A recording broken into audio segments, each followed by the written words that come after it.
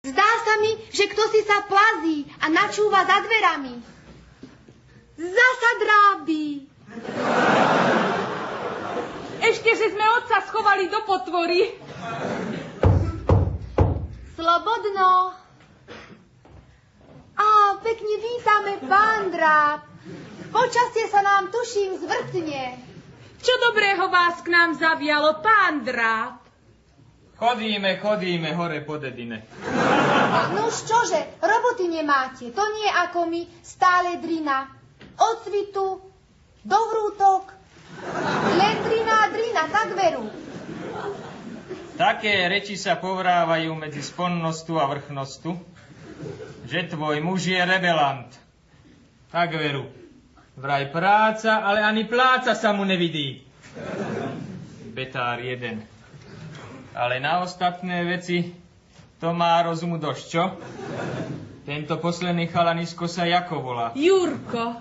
Durko. Aj ho pridájaš? Áno, 3-krát denne teplá strava. Chcem, aby pokračoval v našich šľapajách, keď nás tu už raz nebude. A kde ste jít? Nuž, pominieme sa, pomrieme. Chcem, aby pokračoval v našom diele. Sadili sme zemiaky. A keď Jurko dorastie, to už teda budú poriadne krumple. A on ich bude kopať. Zvláštny chalanisko. Jako by sa volá čoho bál. Neboj sa, ja nehryzem. Nemám zubov ani povolený. Nevidel si tatu? No povedz, kde sú apa? Zvláštny chalanisko. Kde sa len ten tvoj starý na nohu zmohol?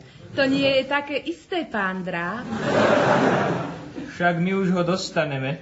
Poddaných búri. Rebela máš v dome. Prosím vás, on už nič nevzbúri. To vám teda môžem dať aj na papieri. Medzi nami dievčatami sa prihodilo toto. Po celý deň sme pracovali. Potom sme išli k potoku za kríčky. Potom sme boli za kríčkami. No už toto sa prihodilo medzi nami, dievčatami. Zvláštny chalanisko. Aj oči má smutné ako kon. Aj si zapisuje, aj písať neví. Celý ja. Viete, pán Dráb, on ešte čítať nevie, ale za to píša jedna radosť. Zajtra máte ísť po fajronte do kaštýla vreca obšívať. Prirodzený pán Grohrévaj, kandidát milostných vít, sa už velice teší, ako budete obšívať. Ze sebou si máte doniesť ihlu a nit. A ktorý milostivý pán to odkázali? Mladý alebo starý? Starý. Mamička, tak to potom patrilo tebe. Všetky musíte príť. A tvoj starý medzi poddaným má ešte také oplzlé reči vede, že treba prácu skrátiť a do kaštýlov nech hrom uderí. Tak nám to hlásili z Hviezdoslavového Kubína.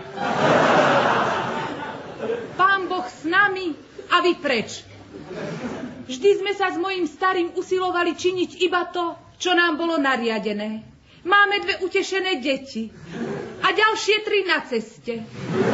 Durko sa volá? Jurko. Ten nos, tí oči. Očúvajte, ako mi vozovka vypadol. A zajtra hadí do kaštýla. A možno mi aj vypadol. Pozrite sa, ja mám tiež 2. Alebo 4 malé dety. Preto pekne smelo, hlavu hore, prámo hlad, pochodom s Bohom. Aký ľudský tvor. Skoro ako človek. Málo je dnes takých. Málo je medzi ľuďmi človekov. Chce iba naše dobro. Príde, poradí a pohľadí. Zavše si, dcéra moja, musím položiť otázku. Ozaj robíme na Panskom tak, ako sa má? Nedalo by sa aj viac?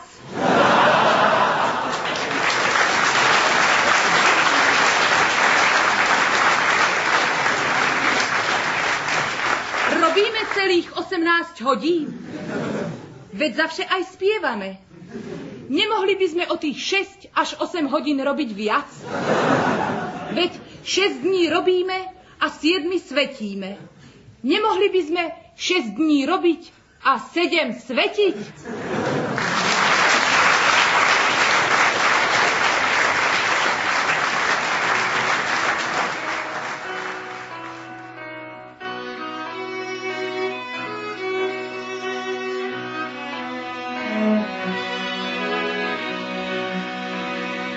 Zasmitáral slova sladkasté a slúkal básne z malíčka. Vravel, ach, či slečna zlatá ste, ach, moja bíla maličká. V zápätí básnik amatér ma láka na svoj tichý kút, kde sa chce hrať so mnou na mater, na ktorú nesmie zabudnúť. Poď básnik, poď sem na kolená, ružu mi daj do vlasov. Nie som v básniach zaškolená a mám trému pred krásou. So mnou stratíš meno slušné, úspory aj námety, moje sľuby, zámky vzdušné, kto uverí, naletí. A ten chlapček hlúpy náhodný, hneď zvrta reč na svedomie, k tomu pár hlúpostí lahodných, o ktorých tu vraj len on vie. Na čo ten pátos v básničkách, ži radšej život pátosom. Blúdiš stále v slepých uličkách a ja si idem za nosom. Jurko, a ešte toto som chcela.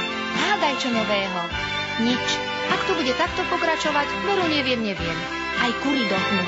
Aj predvčerom jedna kura, len vdochnúť a vdochnúť. Vyhrešili sme ju, nezdochla, polepšila sa, na vajciach sedí. A prší. Aj sa modlíme a prší. Je už najvyšší čas, aby si všetko na polož načiaral. Poriadok musí byť. Len toľko.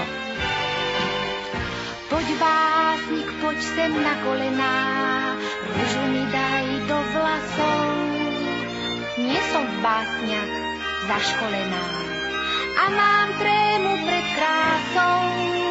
So mnou stratíš meno slušné, úspory aj námety, moje sľuby, zámky vzdušné, kto uverí,